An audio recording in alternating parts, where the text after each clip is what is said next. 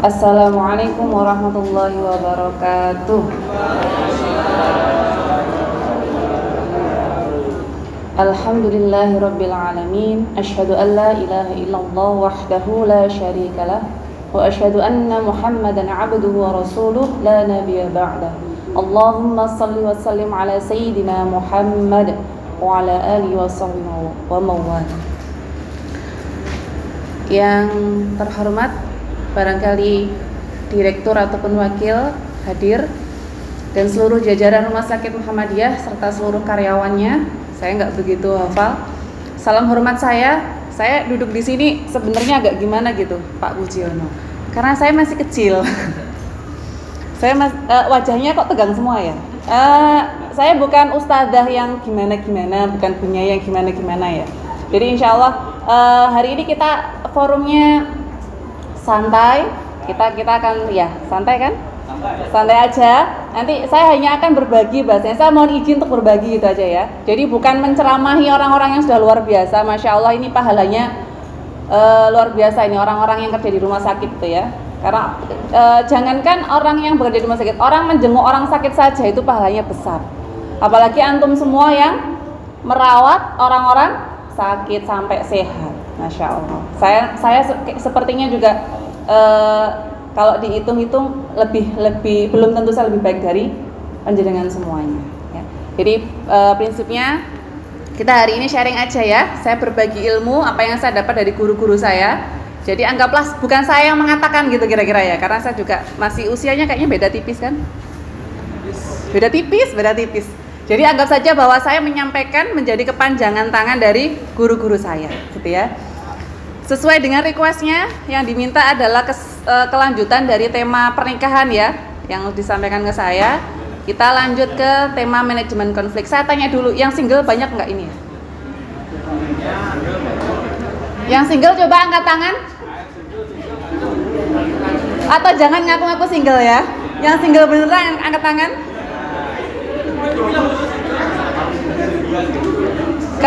Kalau singlenya atau di luar aja ya, pas di luar single gitu ya. Oke, yang single saya doakan semoga cepat dapat jodoh.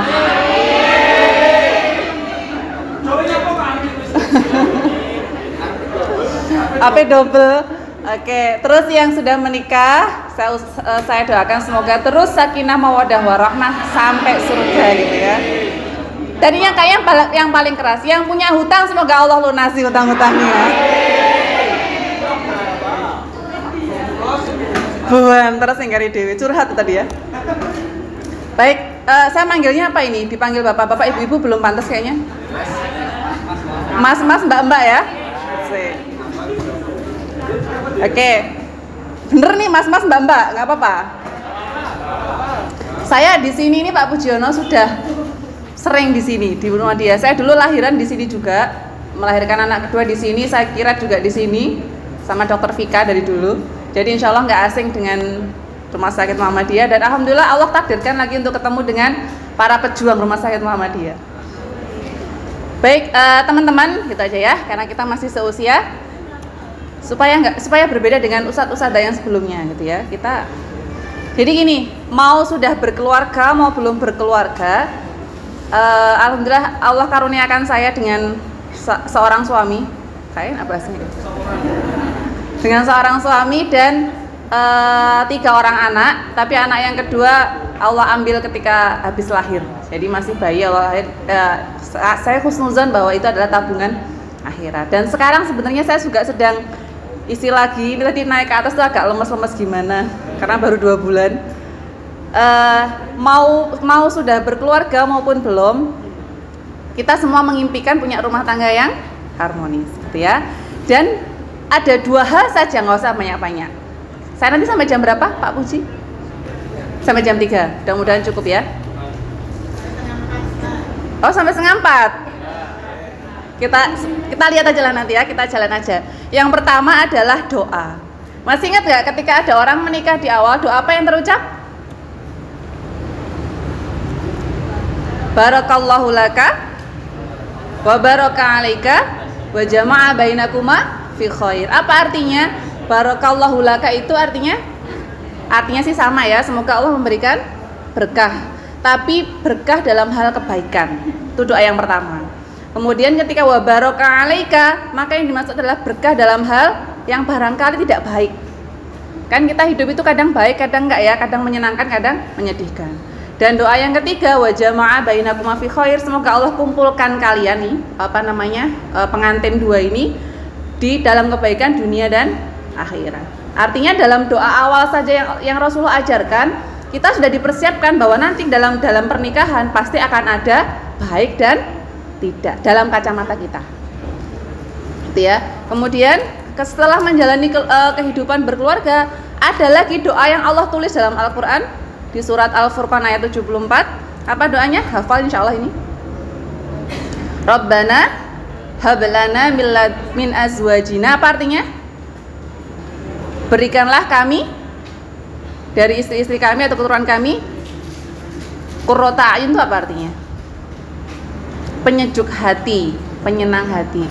Qurrata a'yun, beberapa ulama mengatakan yang pertama dalam hal ketakwaan, yang kedua dalam hal amal solehnya, sholatnya, ibadahnya, dan yang ketiga dalam hal akhlak. Maka doa ini sebenarnya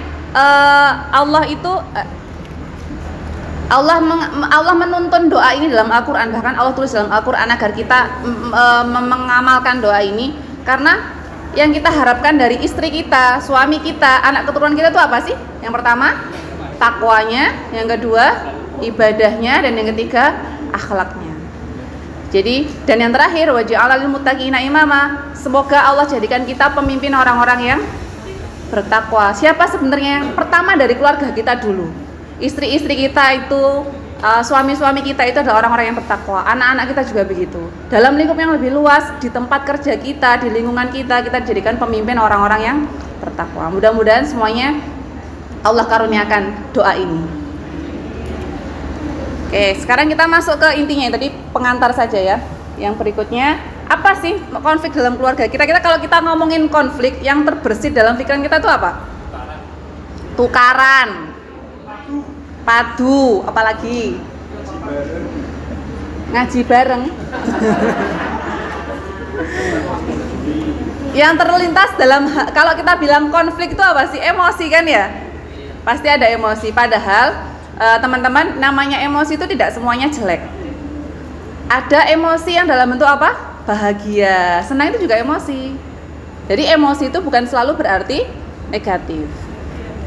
Nah, kalau kita ingin mengendalikan, memanajemen konflik, kita nggak bisa ya menghindari konflik itu tidak bisa. Tapi yang bisa kita lakukan adalah memanage konflik itu supaya tidak menjadi masalah besar.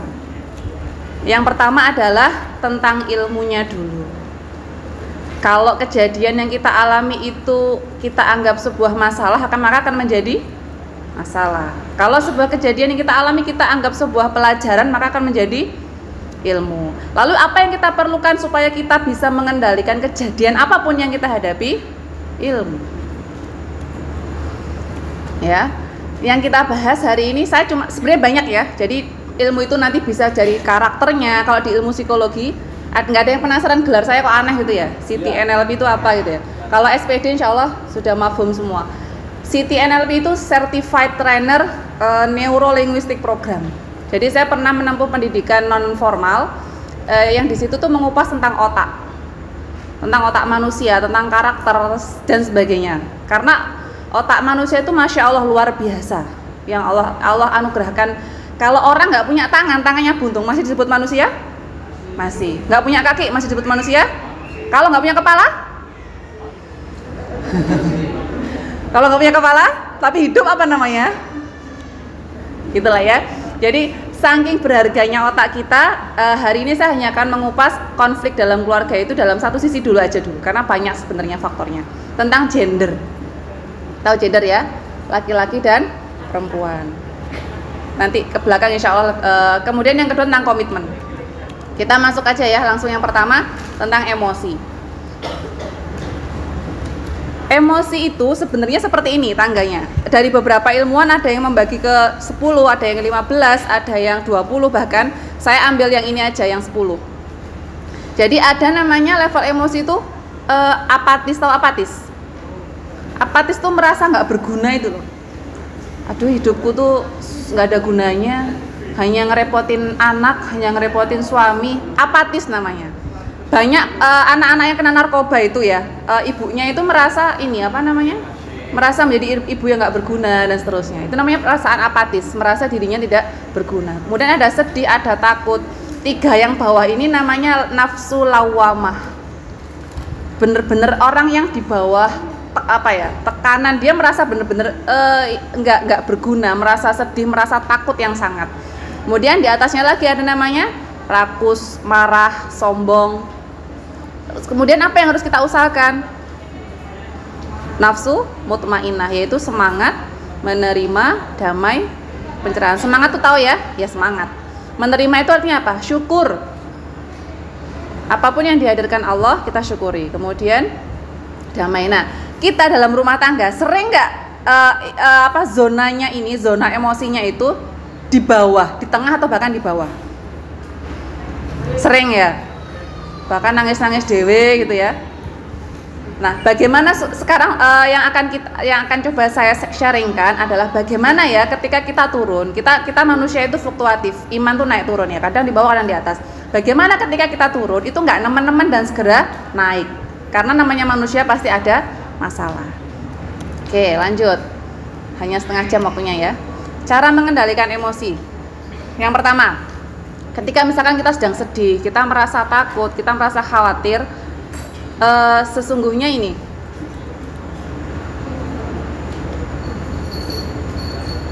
yang pertama yang harus kita lakukan adalah bernafas dalam. Pernah nggak kita ketika menemukan pasien yang agak rewel gitu, sering nggak? Tiap hari ya. Terus tiba-tiba kita kan gini kan ya,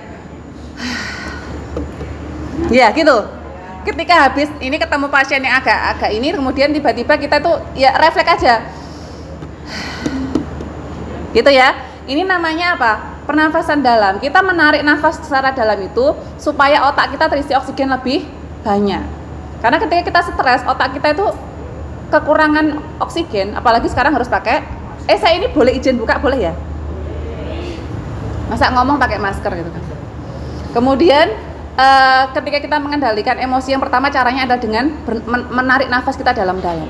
Ini sering saya lakukan juga ketika kita pernah nggak yang disuruh tampil di depan umum, tiba-tiba ditunjuk untuk ngomong, entah itu ketemu direktur, entah ketemu siapa, tiba-tiba ndredeg. Pernah merasa begitu?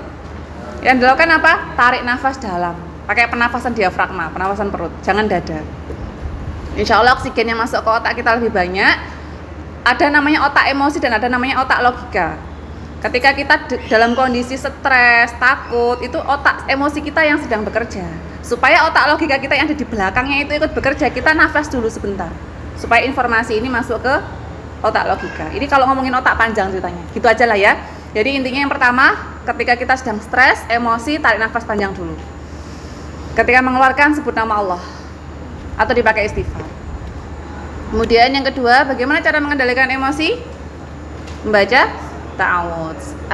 Dari hadis riwayat Bukhari Muslim, Rasulullah tuh mengatakan begini, sungguh aku mengetahui satu kalimat, jika dibaca marahnya akan reda. Kalimat apa itu? A'udzubillahi minasyaitonir rajim. Karena sesungguhnya kemarahan itu ada unsur dari setan.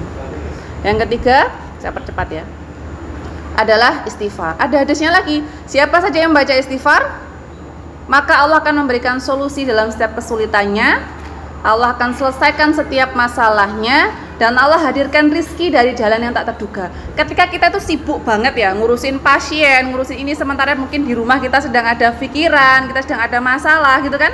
Nah ya sudah, bawa aja istighfar. Bahkan Syekh Ali yang meninggal tuh, Syekh Ali Jabir, beliau memberikan ijazah gitu ya, dalam setiap saat, mau kamu sibuk, mau kamu lagi apa, bawa istighfar dalam hati, nggak usah diucapkan dalam mulut. Bawa istighfar terus dalam hati. Insya Allah akan Allah karuniakan tuh jalan keluar, penyelesaian, rizki yang nggak kamu duga. Insya Allah tuh akan alirkan. Bahkan dalam Al-Quran juga ada kan, di surat di juz 29, intinya ketika kita selalu membawa istighfar, insya Allah Allah akan lapangkan hati kita. Dan bahkan Rasulullah pun juga di hadisnya juga menyatakan begitu. Kemudian yang ketiga, habis ini kita bahas cowok sama cewek itu lebih seru. Ini kita ngandalin emosi dulu. Yang ketiga, rubah posisi. Pernah dengar hadisnya? Kalau kamu marah dalam keadaan berdiri, duduk. Kalau duduk masih marah, murab. Kalau duduk masih marah, berbaring, gitu kan? Ada sebuah ilmuwan dari luar negeri, perempuan namanya Lisa Early, siapa lupa saya. Pokoknya Lisa Early MacLeod apa siapa gitu loh.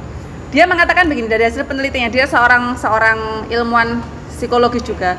Ketika seseorang dalam keadaan marah, kemudian atau emosi yang negatif ya, karena ada emosi positif ada negatif. Dalam keadaan emosi yang negatif, dia memilih untuk tidur itu lebih akan menyelesaikan masalah.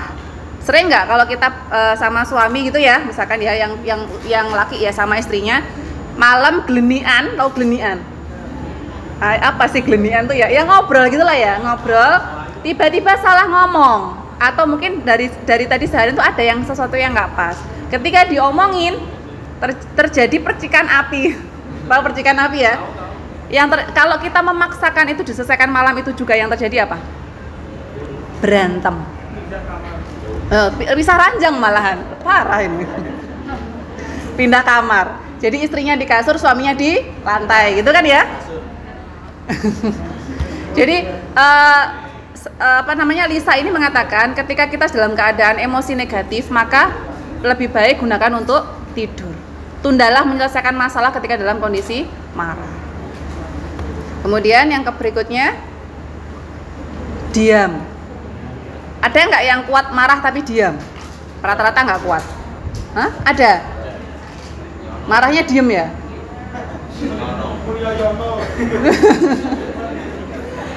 Bahkan orang kalau marahnya diem tuh kan lebih ngeri ya daripada marahnya ngomel ya. Maksudnya diem di sini bukan mutung, nanti diemnya mutung. Maksudnya diem di sini adalah kita tahan dulu emosinya, kita tahan sejenak, jangan langsung ngomel. Apalagi mak-mak. Nanti saya tunjukkan kenapa mak-mak banyak ngomel. Dan kenapa bapak-bapak? Oke. Ntar dulu, sabar. Yang keenam, tidak mencari siapa yang jadi pemenang. Kita rata-rata tuh gengsi ya. Yang cewek merasa gengsi, ih kan gue cewek, harusnya dia dong yang minta maaf. Yang cowok juga sama, gue laki, masa gue minta maaf duluan? Sama aja. Akhirnya ya ribut, nggak terjadi, nggak satu sama lain nggak ada yang minta maaf. Jadi ketika dalam konflik tidak perlu mencari siapa pemenangnya. Yang kita cari adalah bagaimana supaya jalannya damai. Yang berikutnya, berikan sentuhan. Ini bagi yang sudah menikah ya. Yang belum menikah simpan dulu. Berikan sentuhan itu seperti ini. Yang punya anak angkat tangan. Udah ya. Ketika anak kita marah, kita tambah ngomel, yang terjadi apa? Ini saya tanya dulu, ketika anak kita marah, pernah kan anak-anak marah, kita ibunya, emaknya ini ikutan marah, apa yang terjadi? Tambah marah kan dia kan ya, tambah golong-golong dan sebagainya. Iya benar. Maka ketika anak marah, yang kita lakukan bukan dengan menambahi marah, karena emosi ibu itu, hati-hati ya, emosi kita, apalagi seorang ibu itu punya ya, bahasanya bisa nular. Bukan nular. Anak yang semula baik-baik saja belajar, ya, anak semula baik-baik saja belajar. Ketika ngerjakan salah, 5 tambah 12 sama dengan 19 misalkan, dia salah. Emaknya ngomel, pakai marah, pakai ini. Emosi kemarahan kita tuh nular ke anak kita. Suami kita yang awalnya nggak ngapa-ngapain ikutan ketularan karena emosi itu nular.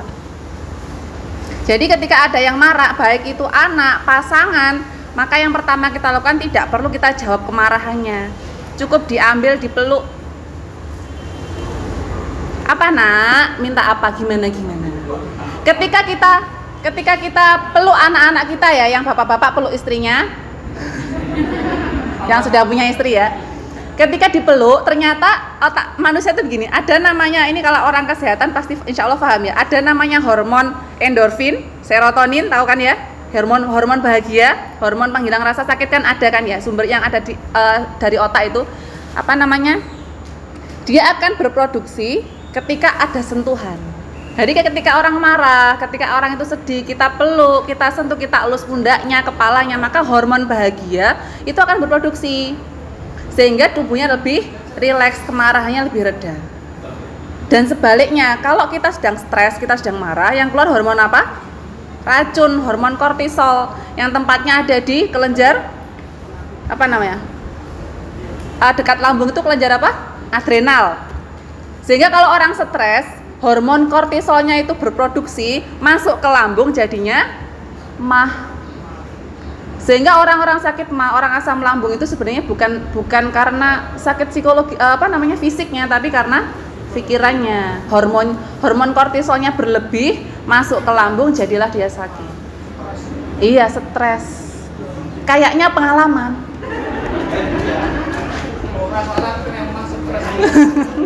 Kan curhat kan, pengalaman kayaknya. Oh iya benar.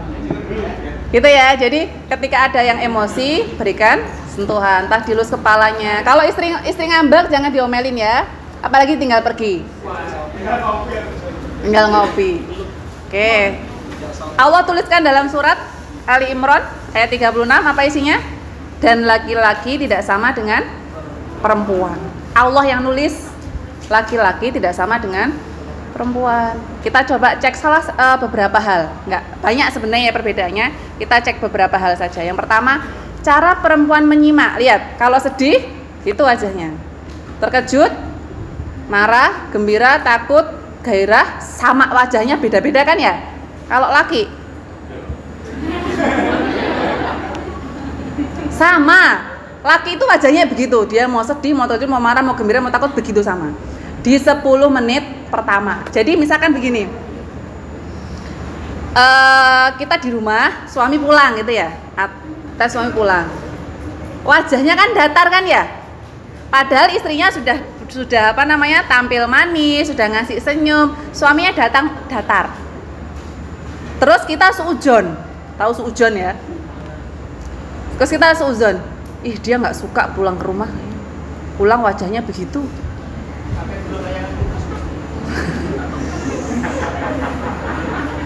Padahal 10 menit pertama laki-laki itu wajahnya ya begini nih. Setelah 10 menit barulah dia, kalau dia setelah semua itu dia bahagia, dia senyum, berarti dia tadi datang tadi udah bahagia sebenarnya. Normal.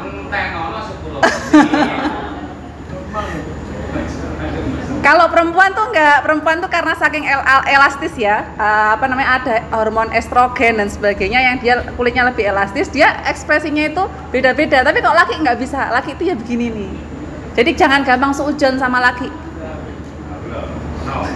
Wah kalau begini saya didukung sama bapak-bapak ini. Itu ya, contoh lagi perbedaan yang lainnya. Nah, laki-laki dalam sehari itu paling ngomong 2.000 sampai 4.000 kata. Bunyi vokalnya paling 1.000-2.000, gerakan tubuhnya segitu. Kalau di rata-rata sekitar 7.000 kata sehari. Emak-emak segini 20.000. Seramainya bapak-bapak, kalau ngomong maksudnya ada bapak-bapak yang tipenya vokal, paling mentok 9.000. Sediem-diemnya emak-emak paling minim 16.000. Jadi kalau ibu-ibu sering nggak kita chat suami atau anak laki atau apalah teman-teman kerja yang laki, bro ini bawa ya jawabannya oke. Gimana jawabannya? Gas. Apalagi yang pengalaman? OTW. Ya nggak, sering nggak begitu. Terus kitanya suudzon lagi. Ih, suami ini nggak suka ya ngobrol sama aku. Dia pasti ngobrolnya sama yang lain. Padahal nggak begitu. Jadi artinya memang kita laki-laki dan perempuan itu berbeda. Jadi ketika kita memahami bahwa laki-laki itu memang tidak banyak bicara, kita akan tidak mudah suudzon sama seorang laki-laki. Yang bapak-bapak juga begitu. Kalau ada istrinya ngomel, insya Allah semua wanita sama, normal. Jadi kalau istrinya ngomel, terus di luar ketemu perempuan yang agak manis dikit gitu ya, tenang, belum tentu itu aslinya.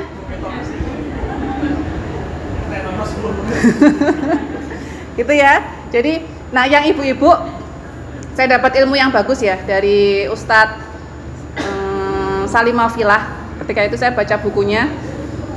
Ketika perempuan itu bisa menyalurkan 20.000 kata dalam sehari ini, Masya Allah. Kita salurkan dalam hal apa? Baca Quran. Baca Quran ada berapa kata yang kita keluarkan? Dengan kita ngajar. Makanya fitrahnya seorang perempuan itu ngajar anak-anaknya di rumah, bantu belajar, itu sudah tersalurkan itu. Kalau nggak tersalurkan biasanya apa yang terjadi? Kanan kiri nonggo kan ya. Karena harus dihabiskan memang, kalau nggak dihabiskan stres. Gitu. Terus ini bapak-bapak, mas-mas, perempuan itu ketika curhat, dia menyampaikan isi hatinya, dia hanya ingin didengar. Sering nggak begini? Biabi atau biasanya manggilnya apa sih lah ya, ayah atau abi atau apa, misalkan abi misalkan, atau mas atau apalah. Aku tuh tadi seharian tuh capek, tahu nggak sih, bangun tidur harus nyiapin makan, habis itu ngantar anak ke sekolah, habis itu pulangnya itu aku harus jemput, terus nyuci baju, cuci piring dan sebagainya, terus sampai malam, ya gitu kan ya, ngoceh kan ya, panjeret gitu. Jawabannya suaminya apa? Ya udah, besok cari pembantu. Jawabannya perempuannya, jadi kamu samakan aku sama pembantu.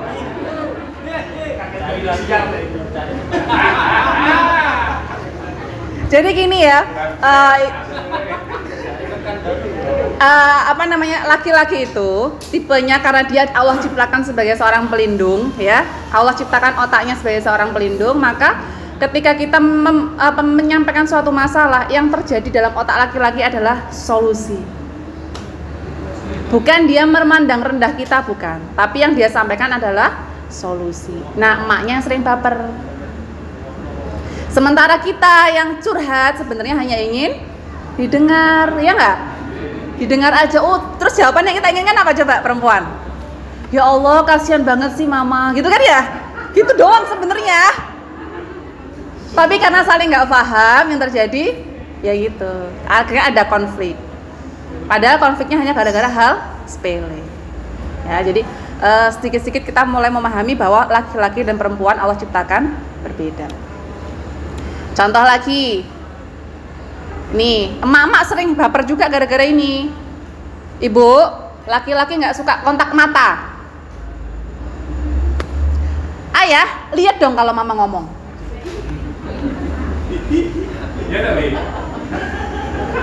Gitu nggak? Kita kan sukanya diliatin ya, cewek itu sukanya diliatin, gitu kan ya, ditatap matanya. Laki nggak suka. Sekarang coba perhatikan, tahu sklera mata? Sklera mata itu bagian putih. Nah, sklera mata perempuan sama laki-laki lebih lebar mana? Lebar perempuan. Coba cek. Perempuan itu skleranya yang putih ini lebih lebar, sehingga memungkinkan dia untuk bergerak lebih leluasa. Makanya laki-laki itu nggak suka kontak mata.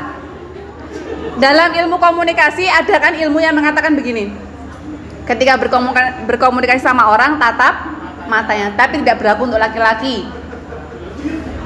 Kalau sama ngomong sama laki-laki sekilas-sekilas aja. Ini saya kasih contoh, ini contoh ada Sule nih ya, Sule sama nggak tahu si ceweknya siapa. Ceweknya itu sudah dia sedang ngomong, tapi dia nggak melihat wajahnya Sule. Yang terjadi justru Sule lihat wajahnya. Jadi kalau ngomong sama laki-laki nggak perlu tatap mata. Dia nggak nyaman, dia nggak suka. Terus kita baper, kamu nggak suka ya lihat wajah aku ya? Emang aku nggak cantik? Gitu siar mana gitu.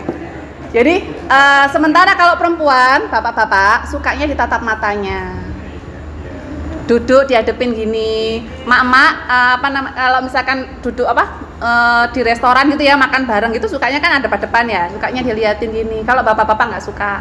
Jadi kalau mau nasihatin anak laki-laki, jangan pernah bilang begini, nak lihat mama mau ngomong, nggak perlu.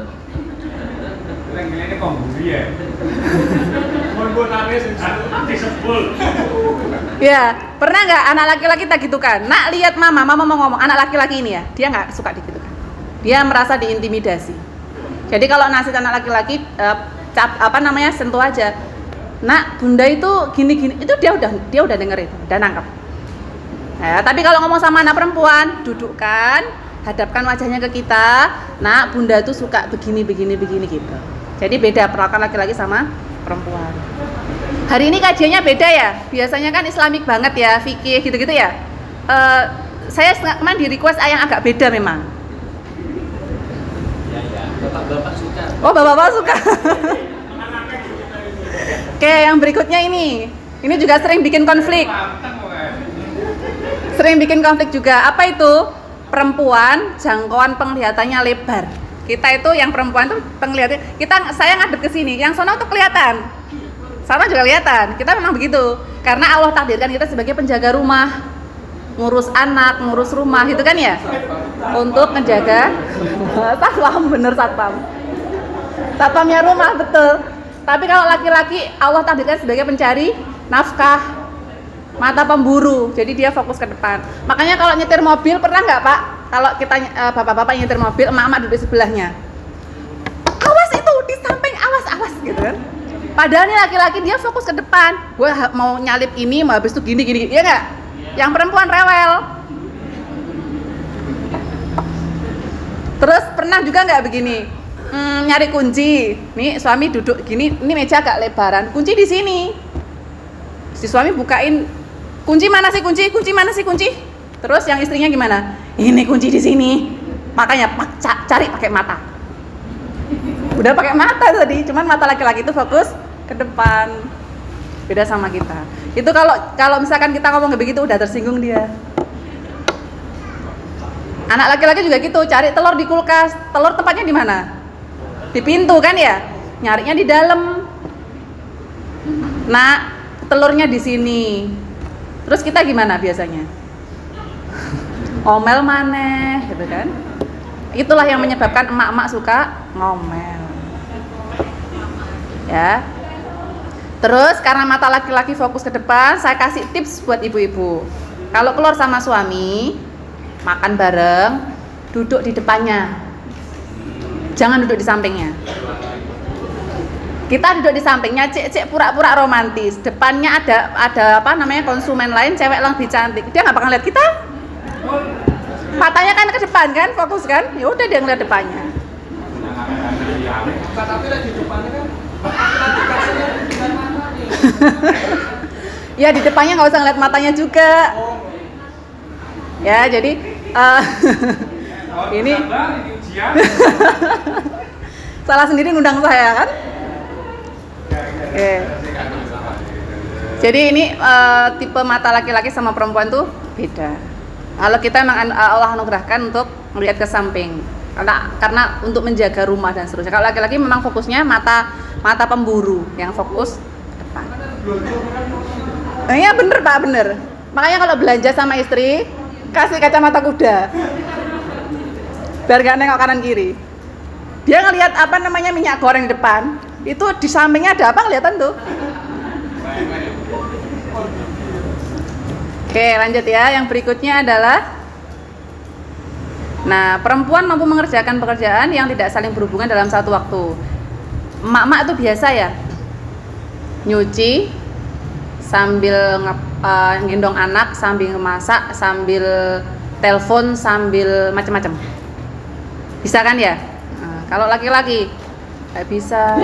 Ini yang seru ini yang sering sekali terjadi. Curhatan emak-emak saya, yang misalnya tadi ini materi yang ini. Otak laki-laki dibuat untuk pekerjaan khusus.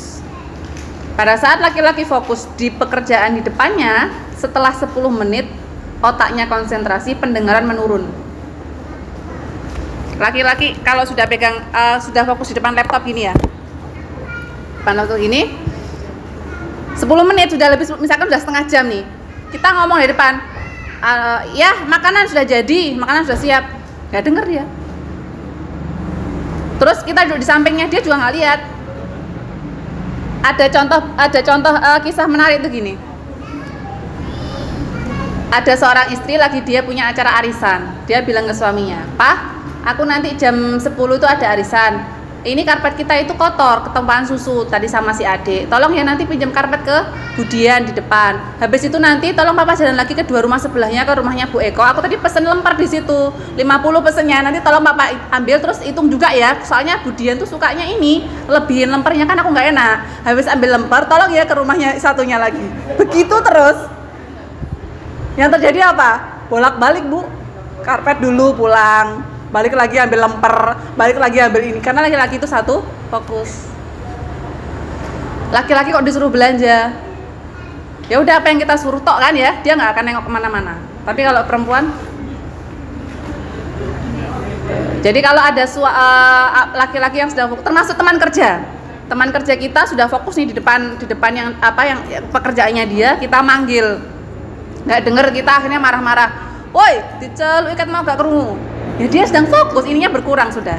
Gimana caranya? Cablek, bro, jalan, dan seterusnya. Intinya, ketika kita mencoba memahami bahwa otak kita sama laki-laki, otak perempuan dan laki-laki itu berbeda, insya Allah konflik yang sifatnya adalah kesalahpahaman seperti ini itu lebih bisa dihindari.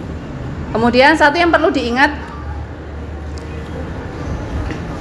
sebuah ilmu yang saya pernah dipesan sama guru saya begini prinsipnya. Setiap orang, everyone have positive intention. Tahu positive intention itu apa? Setiap orang punya niat baik. Jadi yang kita utamakan dalam kehidupan berumah tangga ataupun dalam lingkungan kerja adalah berprasangka baik. Sekalipun terkadang caranya salah. Contoh ada maling itu punya nggak niat baik? Punya, dia mau menghidupi anak istrinya, hanya saja caranya salah. Nah ketika caranya yang salah ya kita luruskan adalah caranya, gitu ya. Jadi prinsipnya setiap orang pasti punya niat. Masalah kedua dalam rumah tangga biasanya adalah soal komitmen. Soal komitmen itu seperti ini. Ada seorang playboy yang memang playboy, dia dari mudanya playboy. Ketika menikah, harapannya sih ke playboyannya selesai. Ternyata nggak selesai. Maka bagaimana kembalinya? Kembalinya ke komitmen, ke ikrar pernikahan tadi itu loh. Ketika akad nikah, maka kembalinya harus ke situ.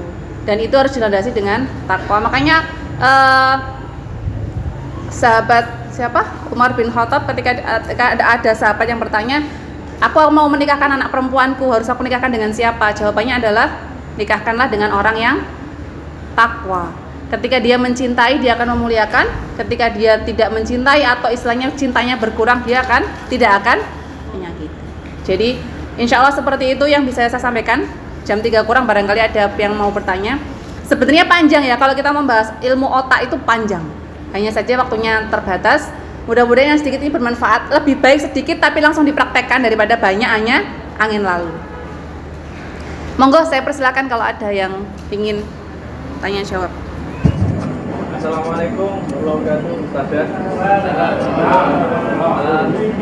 saya mau tanya 2 pertanyaan Ustaz. Kayak bener. Saya nyatet tadi soalnya. Pertanyaan pertama, apakah konflik dalam keluarga atau situasi kerja, organisasi itu apakah bisa kita manage? Itu yang pertama. Yang kedua, bagaimana cara kita negosiasi yang baik yang dilakukan dalam rumah tangga atau sekelas ruangan atau organisasi yang kita kerjai ini, tapi justru masih dalam suatu situasi konflik. Pun itu mawon, Niku mawon tapi jawabannya dawa iku.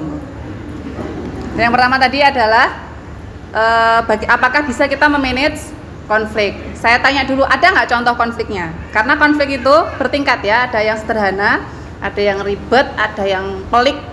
Contohnya seperti apa? Yang jelas semua masalah itu begini, Allah tidak pernah menghadirkan masalah tanpa solusi. Di surat Al-Insyirah apa isinya? Inna ma'al usri yusra. Saya tanya, kenapa kok ma'al usri itu kan ada alnya kan ya, berarti dia ma'rifah. Kalau namanya ma'rifah itu kan tertentu masalahnya kan ya. Inna ma'al usri ada alifnya. Ini kalau di dalam bahasa Arab dia artinya maknanya ma'rifah tertentu. Dalam konteks kita mengkaji lebih ini, makna tertentu ada sebenarnya masalah itu, kesulitan itu lebih sedikit jumlahnya. Tapi coba diiringi dengan kata inna ma'al usri yusron. Yusron itu berarti kan dia nakiroh, dia tidak terbatas. Jadi dalam setiap masalah konflik pasti ada solusinya. Makanya saya tanya ini masalahnya yang seperti apa dulu? Ada contohnya? Teman satu kerja, satu organisasi masih ada konflik kan? Ya masih ada lah. Itu bagaimana kan kita bisa manage supaya nggak terjadi konflik yang besar? Oke, bisa. Makanya ketika ditanya bagaimana caranya, saya jawabnya gimana? Ya bisa. Tinggal apa dulu masalahnya. Kalau misalkan masalah rumah tangga itu dalam hal tadi itu ya kesalahpahaman tadi seperti tadi itu, maka yang kita butuhkan adalah ilmu. Oh ternyata istri saya itu kalau begini sebenarnya dia tuh nggak begini, dia tuh niat maunya sebenarnya A, cuman dia nggak bisa menyampaikan. Nah itu harus kita memahami dalam keluarga kita sebenarnya seperti apa. Kalau kita membahas karakter ya teman-teman, karakter itu ada 4 barangkali yang pernah dengar. Ada namanya koleris, ada sanguis, ada pragmatis, ada melankolis. Itu baru dari dalam hal karakter tua lah bahasa saya. Tapi ada juga sekarang kita lihat dari tipenya orangnya, apakah dia auditori, visual, kinestetik. Masing-masing ini punya hal yang berbeda ketika menyikapi masalah. Makanya kalau di ilmu NLP, ketika kita menghadapi orang yang tipenya visual, waktunya habis. Ketika kita menghadapi orang yang tipenya visual, kita harus bagaimana itu ada semua triknya. Jadi kalau kita punya masalah dengan orang visual, kita negosiasinya harus lewat jalur seperti apa, ada banyak solusinya. Gitu. Jadi prinsipnya setiap masalah itu bisa diselesaikan. Makanya saya nggak bisa jawab harus bagaimana. Iya tergantung masalahnya. Kemudian coba dibicarakan baik-baik, duduk bareng. Maunya gimana sih? Misalkan gitu. Kalau dalam keluarga, ya tadi misalkan jangan langsung membahas masalah ketika kita dalam kondisi marah. Ketika kita kondisi marah dan kita membahas masalah yang terjadi adalah perpecahan. Tahan dulu. Intinya begitu ya. Berarti pesan saya yang sudah saya praktekkan juga. Saya insya Allah sama suami itu bisa dibilang hampir nggak pernah ada konflik. Nggak pernah ada konflik. Jadi saya mencoba memahami, saya mencoba husnuzon. Sekalipun kadang hati itu mangkel ya, saya mencoba husnuzon, saya tahan dulu, besok kita bicarakan baik-baik. Insya Allah nggak ada masalah. Jadi jangan menyelesaikan masalah dalam kondisi marah. Oke, yang kedua, udah ya, udah cukup ya, mencakup 2 pertanyaan langsung. Ada lagi? Monggo dari Putri. Monggo silakan ajukan pertanyaannya. Jika tidak ada maka ustazah yang akan bilang pertanyaannya dan yang dijawab akan kita kasih hadiah. Pertanyaannya apa ya? Baik, monggo kepada ustazah untuk menjawab pertanyaan. Putra dulu, monggo. 1 dari Putra, 1 dari Putra. Pertanyaannya begini. Kira-kira kalau ada yang laki ya, kalau ada seorang istri sedang cemburu, berat pertanyaannya kan? Apa yang mau dilakukan? Nanti yang menilai bukan saya, yang menilai biar.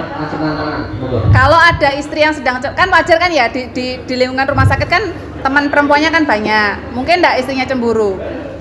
Mungkin apa mana ada chat yang agak mencurigakan. Kira-kira kalau ada istri yang sedang cemburu, apa yang mau dilakukan? Monggo dari Putra. 1 pertanyaan. Atau barangkali sudah pengalaman pernah melalui itu. Jawaban nggih monggo dari Putra.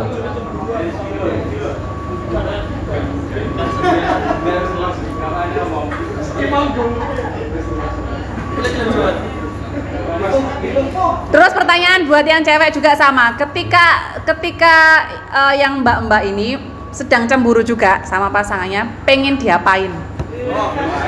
Monggo langsung tanya monggo ini jawab. Monggo dari Putri dulu monggo. Monggo. Silakan langsung jawab monggo. Monggo langsung beri gunakan jawab. Ada yang suami istri di sini? Istrinya mana? Oke.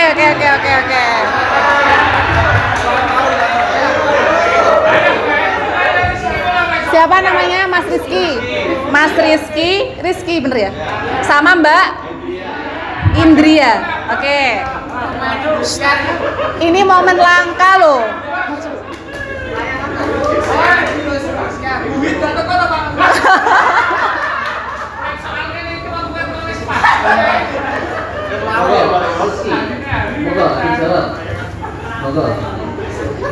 Gini, karena suami istri kan halal kan ya, boleh maju ke depan sini.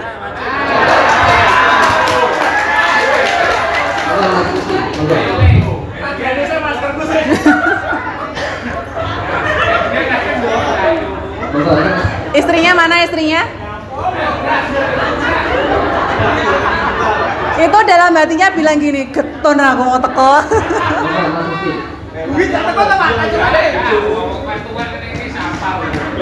Mbak Indria mana? Kalau ada masalah langsung dipeluk gak apa-apa ini dokter.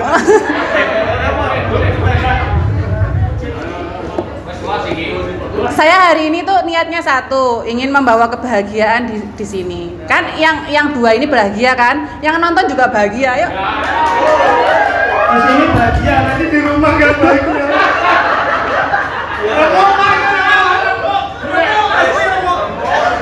Itu perlu jawab jorok.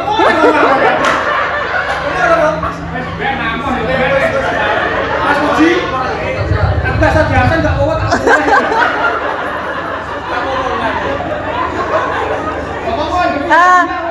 Tantangannya begini, saya nggak pengen ngasih pertanyaan. Insya Allah sudah orang-orang ahli semua. Tantangannya begini, Mbak Indria itu lagi cemburu sama Mas Rizky. Tolong Mas Rizky tunjukkan sebagai seorang laki-laki apa yang harus dilakukan. Tunjukkan di sini. Iya.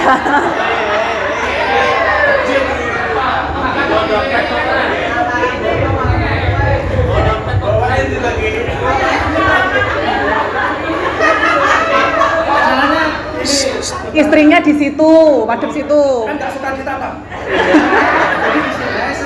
Loh, kalau istri suka ditatap, jadi posisikan. Kalau saya kasih makanya ke sini aja. Jangan sabutan awe. Emang buri gadana tak ampiri Pak, terima kasih. Ini saja masalahnya selama saya dekat dengan ini Mbak ini. Kayaknya nggak mengakui kalau istrinya kayaknya. Alhamdulillah saya nggak pernah cemburu. Siapa yang bilang sampean cemburu? Yang cemburu dia. Soalnya awalnya coba-coba. Berarti dia dulu jawab. Iya yang cemburu. Coba ngomong sesuatu. Ya saya nggak pernah cemburu ya. Mas, tak wakilin ya. Aku kepanjangan mulutnya aja. Ngadep sono. Itu di HP chat sama siapa itu? Adita. Mana Adi? Gambarnya cewek kok.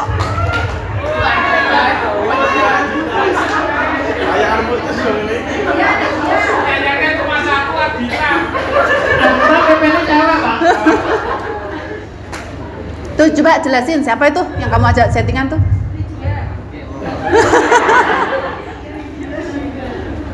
Oke, kayak bojomu to, temen nih. Kalau kayak olah banget Itu malah lagi marah, itu lagi dongkol tuh.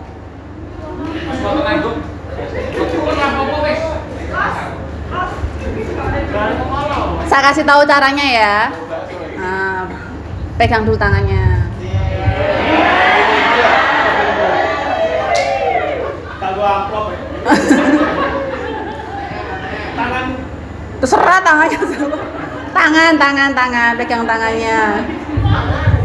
Itu namanya lengan.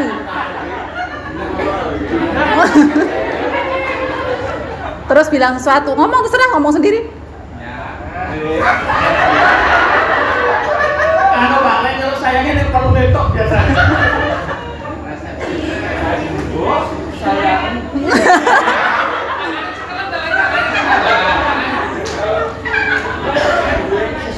tambah.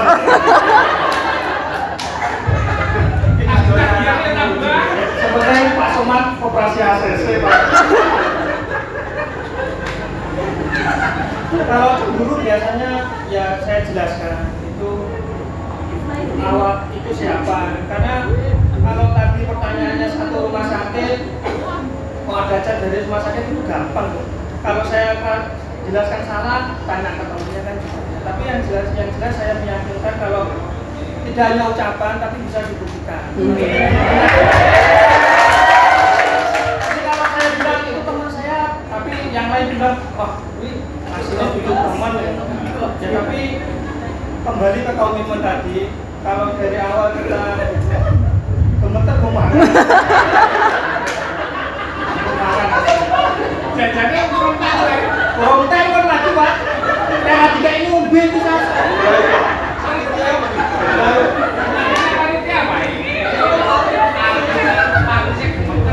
Kamu enak tanya kursi Pak juga aku.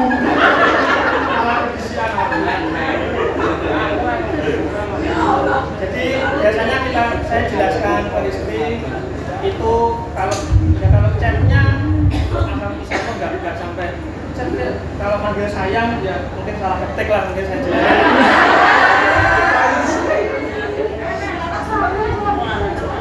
Ngono Pak Somad jalan marah Pak Somad itu. Gitu doang. Tadi apa-apain? Mau nanti mah kebablasan. Oke, kasih tepuk tangan dulu buat Mas Rizky.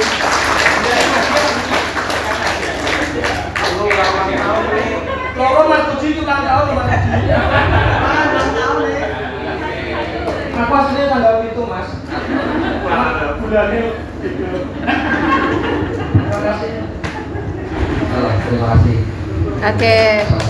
Semoga keluarganya Bu Hedria Sakinah Mawaddah Warahmah. Amin. Oke. Pertanyaannya saya ulangi ya. Mudah-mudahan saya nggak salah tangkap.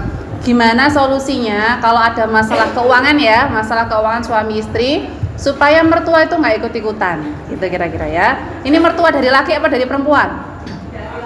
Dari laki. Biasa kalau menantu perempuan biasanya begitu. Baik. Teman-teman, dalam setiap rumah tangga, jadi saya rumah tangga sudah berapa tahun ya? Sekitar 14 tahun, 15 tahun saya sudah nikah. Permasalahan dalam rumah tangga itu sebaiknya tidak sampai ke orang tua. Ya. Bahkan ketika ada masalah kita ditanya sama orang tua, apa jawaban kita? Aman Bu, nggak ada apa-apa, baik-baik saja. Ya, jadi karena begini, ada beberapa teman bahkan curhat gitu ya, ada sepasang suami istri curhat ke saya, bahkan sudah mau menginjak ke pengadilan agama untuk cerai gitu ya. Kemudian saya disuruh main ke rumahnya, ya saya main aja, main nggak ada niat apa-apa, kok dua-duanya curhat, nangis-nangis dan sebagainya. Saya sampaikan intinya, ketika ada masalah setidaknya sebaiknya tidak sampai kepada orang tua. Tuntaskan saja dalam suami istri ini dulu. Jadi kita harus sepakatan dengan pasangan kita. Kalau kita perempuan, sepakatan dengan suami. Kalau nanti kita ada masalah, sekiranya masalah ini nanti akan membuat orang tua kita terbebani, menjadi kepikiran, maka jangan sampai ke orang tua. Kita selesaikan sendiri. Kalaupun kita perlu bantuan ke orang tua, sampaikan dengan cara yang baik dalam batasan mereka nggak sampai mikir yang macem-macem. Jadi ini juga yang saya lakukan gitu ya. Jadi saya tidak pernah orang tua saya itu, kalaupun mereka tahu sendiri gitu ya sekilas, yang saya lakukan adalah menurunkan emosinya malah. Supaya tidak terjadi, terus pasti nggak mikir yang macam-macam. Nggak apa-apa, nggak ada apa-apa, aman, masalah biasa, kecil. Nah, terus masalah keuangan itu maksudnya begini, apa maksud yang dimaksud masalah keuangan? Apakah suami ngasih ke ibu begitu atau bagaimana?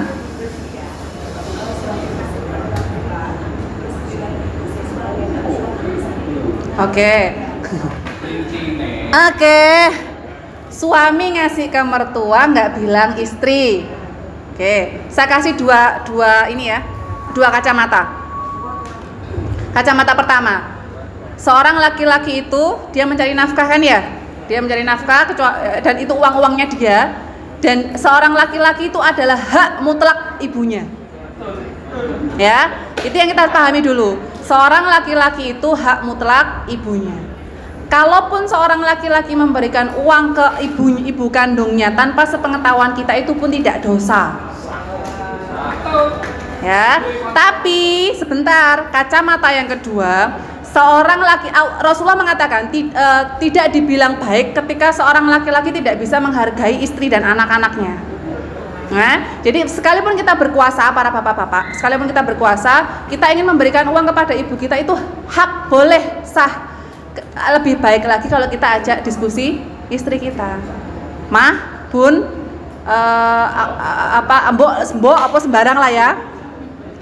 Aku mau ngasih uang ke ibu, tak kasih segini, gak apa-apa ya. Sekalipun walaupun nggak bilang, itu nggak dosa, gitu ya. Jadi kemudian misalkan ini saya kasih wawasan aja dari yang sudah saya menemui beberapa kasus ya. Jadi seorang laki-laki yang baik itu adalah yang bisa menghargai orang yang lebih muda, ya istrinya ya anaknya. Bahkan ada ulama yang mengatakan begini kan, ungzur ma qala wala tangzur man qala. Lihat saja apa yang disampaikan, tidak perlu lihat siapa yang menyampaikan. Terkadang kita itu dapat nasihat dari siapa? Dari anak-anak kita, walaupun dia masih SD, tadi di sekolah dia dijaga sama gurunya. Dan itu sebuah kebenaran. Ketika kita menolak, kita tuh sombong, kita sudah masuk sombong. Sehingga sebagai seorang laki-laki yang baik, ketika ingin melakukan sesuatu, sekalipun berkuasa, sekalipun gak dosa bahasanya ya, ajaklah istri untuk diskusi, sehingga dia merasa ada, dia merasa dihargai, dia merasa dirinya berharga begitu. Istri itu gak suka, sebenarnya gak minta macam-macam ya, kita cuma minta kita dianggap ada lah gitu. Dan sebagai seorang istri, bunda, ketika suami kita melakukan sesuatu yang menurut kita kok nggak pas sih, kok ngasih uang ke ibu nggak bilang-bilang aku sih gitu, maka yang perlu kita lakukan adalah husnuzon saja. Suami kita nggak menzolimi kita kan? Enggak kan? Ya sudah, ketika suatu saat kita tahu dia ngasih uang ibunya tanpa bilang, kita husnuzon saja. Oh mungkin suami ibu ini memang lagi butuh dan suami sungkan untuk bilang. Ya sudah.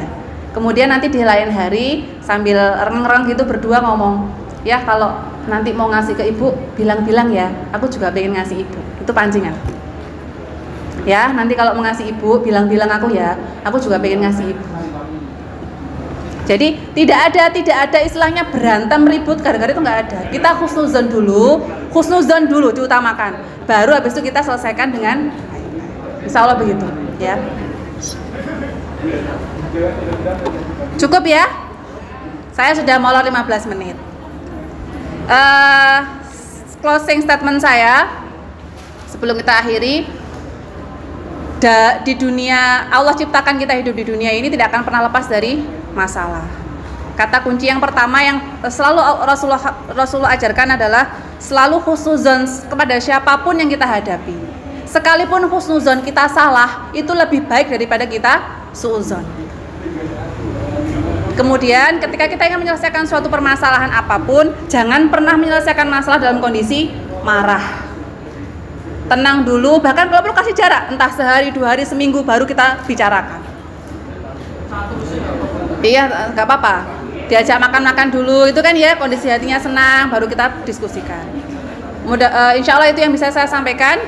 Mudah-mudahan yang sedikit ini bermanfaat untuk lingkungan rumah tangga kita, juga untuk lingkungan kerja kita. Yang disampaikan juga Allah ridhoi, Allah berkahi, dan semuanya menjadi keluarga yang sakinah, mawaddah, warahmah. Allah lancarkan rezekinya, Allah berkahi sampai pulang kembali ke Allah. Saya mohon maaf kalau ada salah-salah kata. Ihdinas siratal mustaqim. Assalamualaikum warahmatullahi wabarakatuh.